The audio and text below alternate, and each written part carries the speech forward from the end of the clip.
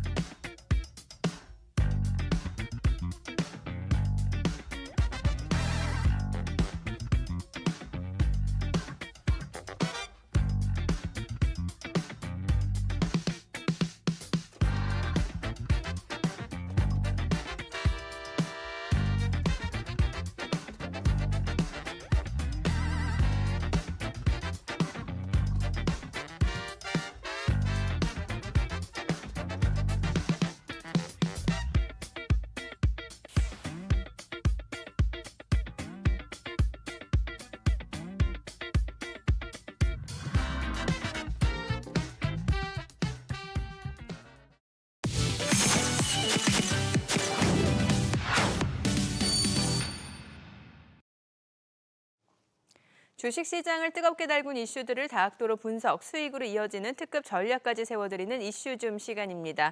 이 시간 김영구, 이동우, 허혜남 대표와 함께합니다. 먼저 이번 주 시장에는 어떤 이슈들이 있었을까요? 바로 확인해보죠.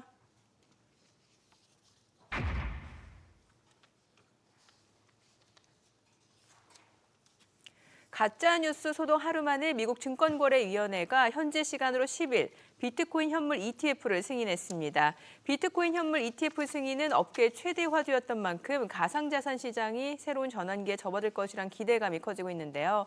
일부에서는 비트코인이 사상 최고치 경신을 넘어서 연내 10만 달러를 돌파, 또 그 이상에 대한 전망까지도 나오는 상황이죠. 네, 말씀하신 대로 미 증권거래위원회가 이제 10일 성명을 좀 냈습니다. 그레이스케일 그리고 비트와이즈 등 11개 비트코인 현물 거래를 이제 승인했다는 이런 소식이 있었습니다.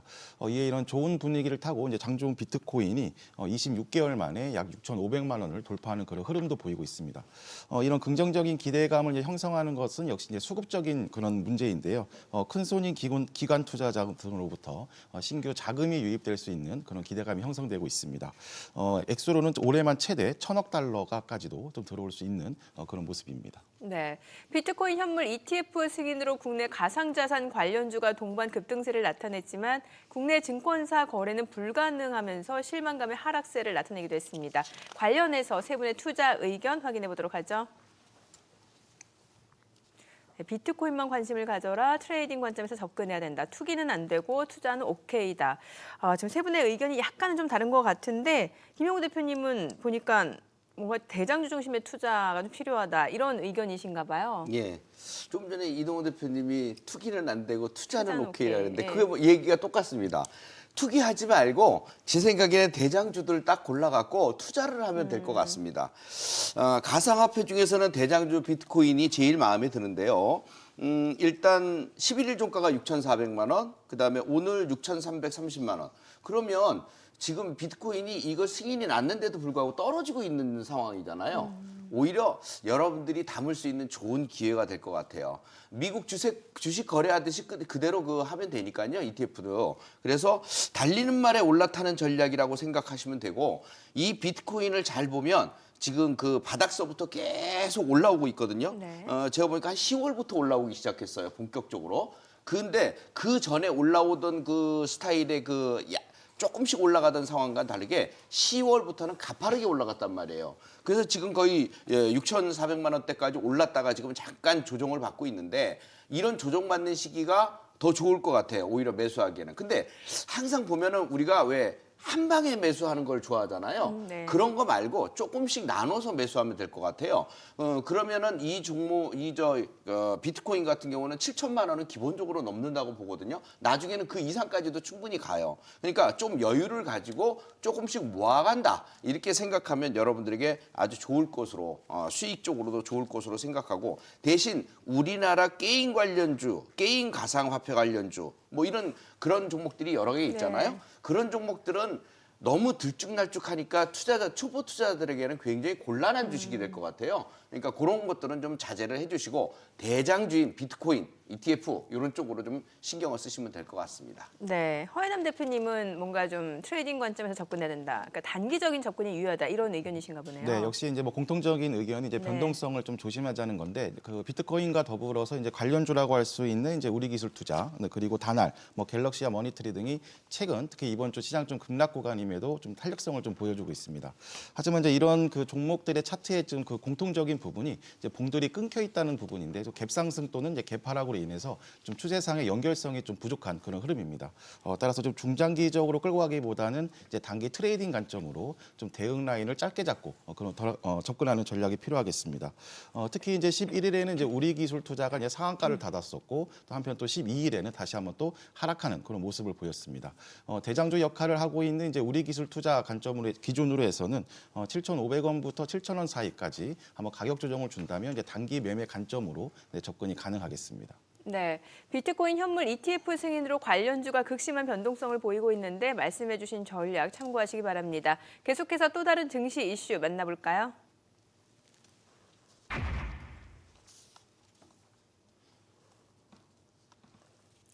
새해 들어서 코스피는 약세를 이어가고 있지만 대표적인 성장주죠. 네이버, 카카오 주가는 우상향 곡선을 그리고 있습니다. 자, 먼저 주가가 다시 상승하게 된 배경부터 좀 살펴볼까요? 네, 일단 반등 배경 중에 가장 큰 역할을 한 건 뭐 연준이의 금리 인하 분위기 조성인데요.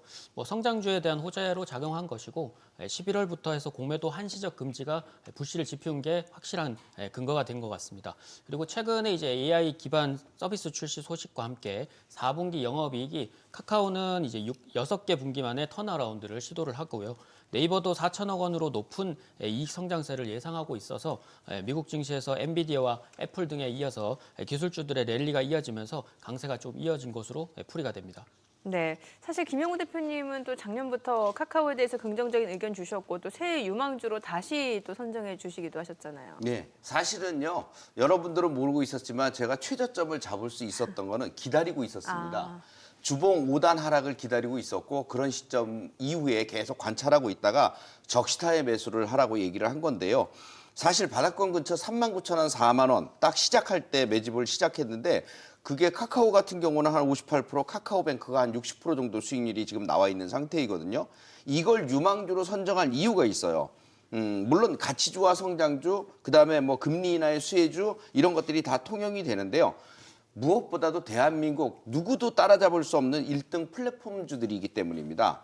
여기에 플러스 성장성을 가미시키고 있기 때문이죠. 그래서 코로나 등 어떠한 극한 상황이 와도요. 흔들림 없는 실적을 보일 수 있다는 점. 이것이 무진장한 강점이라고 보여져요. 또한 낙폭과대에 대해서 싸졌다는 점이 진짜로 마음에 들었습니다. 실제로 17만 3천 원 고점 찍고 나서 떨어질 때 낙폭과대 돼갖고 5단 하락이 됐을 때 이 바닥은 진정한 진바닥이 나왔던 상황이거든요. 근데 카카오의 부실 경영으로 인한 문제점이 한 번 더 떨어지게 만들었던 그 자리를 원했던 것이죠. 그래서 제대로 저점 매수해서 지금도 올라가고 있는데 중요한 거는 조금 이따 말씀드리겠지만 또 매수할 자리가 됐다는 점입니다. 네. 자, 그리고 무엇보다 올해 주식시장의 핫테마 단연 AI인데 두 기업 모두 또 AI를 기반으로 한 사업 영역을 계속해서 확대해가는 상황이죠. 네, 특히 이제 네이버는 이제 그 AI 사업에 대한 이제 경쟁력 강화에 오히려 좀 본격적으로 이제 힘을 쏟는 그런 분위기입니다.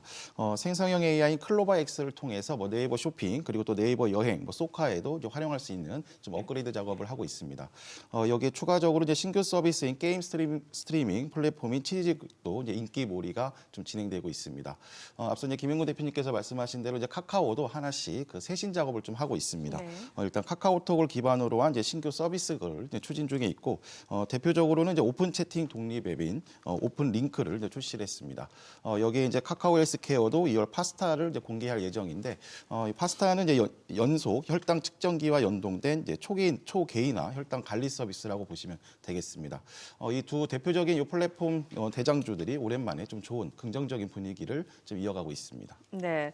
증권가에서도 이제 네이버와 카카오의 눈높이를 나란히 올리면서 긍정적인 평가를 내놓고 있는데요. 현재 최고 목표 주가는 이제 카카오의 경우는 8만 원, 그리고 네이버는 34만 원까지 제시됐습니다. 증권가의 장밋빛 전망처럼 네이버 카카오가 또 올해 투자 매력을 제대로 뽐낼 수 있을지 궁금해지는데 네이버 카카오 추가 상승 여력에 대해서 어떻게 보시나요? 뭐 개인적으로는 뭐 나쁘지 않다고 예. 봅니다. 뭐 워낙 이제 주가 바닥에서부터 올라오기 시작을 했었고요. 기본적으로 광고 업황의 점진적인 회복도 지금 보여지고 있는 상황입니다. 비검색 광고 집행비가 증가하고 있는 추세인데 양사의 AI 출시 소식과 함께 최근에 이제 토스의 재상장 추진, 상장 추진 소식도 긍정적으로 좀 보여지고요. 뭐 플랫폼의 영향력 확대는 당연한 거고요. 그다음에 이제 웹툰의 세계 시장 점유율 확대 등으로 인해서 둔화되었던 주가 흐름들이 점핑할 수 있는 기회가 다시 되지 않았나 싶습니다. 네, 네이버, 카카오의 동반 질주 속에서 또 과연 어느 쪽을 선택하는 게 수익에 좀 더 유리할까요? 플랫폼 라이벌 네이버와 카카오를 주제로 할 때 또 빠지지 않고 등장하는 단골 질문이기도 한데요. 관련해서 저희가 사전에 SBS 비즈 증권 유튜브 채널을 통해서 설문조사를 진행했습니다. 올해 네이버 살까 카카오 살까라는 질문에 네이버를 선택한 응답자가 압도적으로 많았습니다. 카카오가 기업 쇄신에 박차를 가하고는 있긴 합니다만 아직까지는 좀 부정적인 이미지를 다 씻어내지 못한 걸까요? 상대적으로 이제 네이버가 크게 앞섰는데 자 그렇다면 여기서 세 분의 의견 역시 궁금해지죠. 바로 확인해 보죠. 카카오, 네이버, 카카오 지금 세 분 의견이 엇갈렸는데 보니까 허해남 대표님만 네이버를 선택해 주셨네요. 네, 역시 뭐 대표적인 성장주들이기 때문에 이제 추세의 흐름은 거의 뭐 대동소이겠지만 역시 이제 그 글로벌 화두인 좀 AI 쪽에 좀 더 집중하고 있는 네이버가 조금 더 이제 긍정적이라고 볼 수가 있겠습니다. 우선 이제 앞서도 말씀드렸지만 네이버의 하이퍼 클로바 X 기반으로 한 그 서비스가 이제 올해 정식 이제 런칭을 하게 되고 또 이런 강화된 기능의 이제 B2B용 AI를 통해서 이제 독자적인 이제 AI 생태계까지도 이제 구축할 수 있는 그런 기대감을 형성하고 있습니다. 조금 더 좀 중요한 부분은 이제 기술적인 부분이라고 보시면 되겠는데요. 네이버의 이제 주봉을 보시면 이제 그 작년 하반기부터 18만 원부터 24만 원까지의 박스권을 형성되고 있습니다. 7월의 고점, 그리고 또 9월의 고점, 그리고 다시 한번 지금 1월의 고점을 형성하고 있는데 역시 이제 대표적인 이제 기술 성장주다게 보니까 이제 금리 인하 기대감을 통해서 다시 한번 박스권 돌파 작업을 이제 준비하고 있다 보시면 되겠습니다. 반복된 저항 라인일수록 그리고 또 긴 이런 박스권을 돌파할수록 이제 새로운 시세가 나오는 시작점으로 작용하기 때문에 코스피가 1월 조정에서 2,500선 내외에서 한번 마무리가 된다면 다음 28만 원부터 30만 원까지는 큰 매물대가 없는 탄력성이 높여지는 그런 구간이라고 보시면 되겠습니다. 네, 또 앞서 설문 결과와는 다르게 세 분의 의견으로는 카카오가 우위를 차지했는데 이유를 좀 들어볼게요. 네. 플랫폼 관련주 두 종목 자체가 네이버, 카카오. 뭐 2024년 자체를 AI 시대, 전성 시대? 뭐 이렇게 네네. 표현을 해야 되겠는데 어쨌든 이것 때문에 이 두 종목이 달릴 수 있는 개념이 되는데 정확히 얘기하면 말로 비교를 하면 카카오는 적토마, 네. 그다음에 네이버는 조랑말. 아. 이렇게 표현이 될 것 같아요. 그래서 이왕이면 달리는 말에 올라타자. 네네. 그래서 카카오, 네이버 좋아요. 다 좋은데 연관 종목들이 별로 없어요, 네이버가. 카카오는 대신 연관 종목들이 많이 있죠. 카카오페이, 카카오뱅크, 또 올해 예정이 돼 있는 IPO 예정이 돼 있는 카카오 모빌리티, 카카오 엔터도 있죠. 이런 것들도 부가적으로 플러스 알파 점수를 많이 받게 되거든요. 네. 그러니까 그런 점수 좋은 종목들, 달리는 말 적토마, 쪼락말보다는 적토마가 낫지 않겠느냐 네. 이렇게 생각이 됩니다. 네, 역시 카카오를 더 매력적으로 보시는 이유 좀 들어볼게요. 네, 저도 뭐 비슷한 견해이긴 한데요, 김용우 대표님과. 그러니까 어쨌든 이제 뭐 광고 업황 회복이나 뭐 이런 부분들도 중요하지만, 그러니까 더 성장성이 가능한 부분들을 좀 더 높게 쳐준 부분인데요. 뭐 카카오 콘텐츠 같은 경우 알셀멘터 인수 이후에 3분기 매출이 전년 대비해서 30% 이상 성장세를 좀 보였고, 북미 웹툰 시장에서도 이미 이제 네이버 같은 경우는 웹툰 시장에서 강자를 좀 보이고 있지만 카카오도 그 이상으로 지금 시장 확장세를 보여가고 있다는 거. 그리고 카카오 헬스케어 포함해서 이제 다른 플랫폼들도 본격적으로 이제 성장 잠재력을 폭발해주는 시기가 됐기 때문에 높게 점수를 드릴 수 있는 부분이고요. 또 하나는 이제 단점으로 지적된 이제 그 문어발식 확장도 대표이사가 바뀌게 되면서 본격적으로 정리가 될 전망이라서 오히려 수익성은 더 집중되고 주가 회복도 더 빨라질 것으로 전망되고 있습니다. 네.